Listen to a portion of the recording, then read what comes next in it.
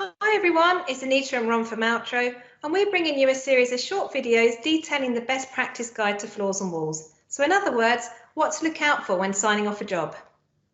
Hi everyone, well, today we're looking at planning the area, where to place wall and window joints.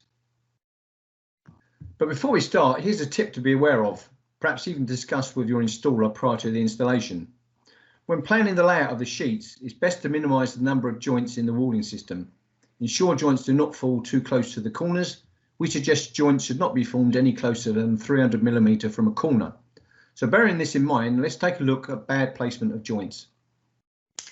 Okay Ron, so what are we looking at here with these wall joints? Well, this shows the wall joints with a join much closer than the minimum 300mm which we just mentioned. It also shows the join in the middle of the doorway and in the middle of the window. And why is this bad?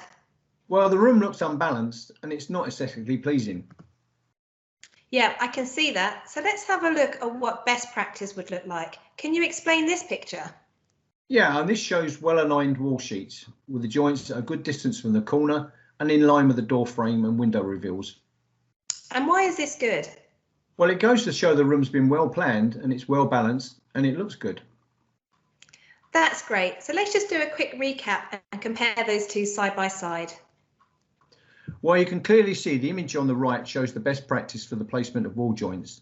The room's been well planned with the joints in the corner, door frame and window reveal. The look is balanced and is aesthetically pleasing. So let's now take a closer look at placement of joints around a window. Why is this a bad example? Well, what you're looking at here is a wall sheet fitted around a window with too many joints. And why is this bad? Well, it's really down to the aesthetics. Your eye is drawn to the middle of the window. The joints look unbalanced and overall it just doesn't look good. Thanks, Ron. So let's take a look at what a good job would look like. Yeah, this is showing the joint strips in line with the window reveals. And why is this good? Well, from an aesthetics point of view, it's pleasing to the eye to have it in line with the window reveal. The windows look neat and balanced and it makes a really nice job. That's great. So let's just do a quick recap of the window joints side by side. Well, you can clearly see the image on the right is a much better example. It shows the window joints looking neat and well balanced. Thanks, Ron.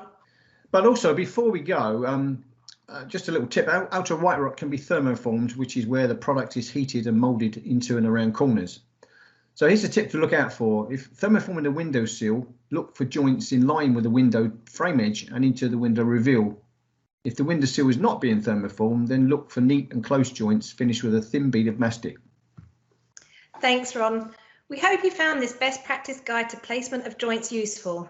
To keep up to date with the rest of our best practice guide videos, follow us on our YouTube channel, where you can also view many of our other useful hints and tips. Thanks for watching. Thanks everyone. See you again soon.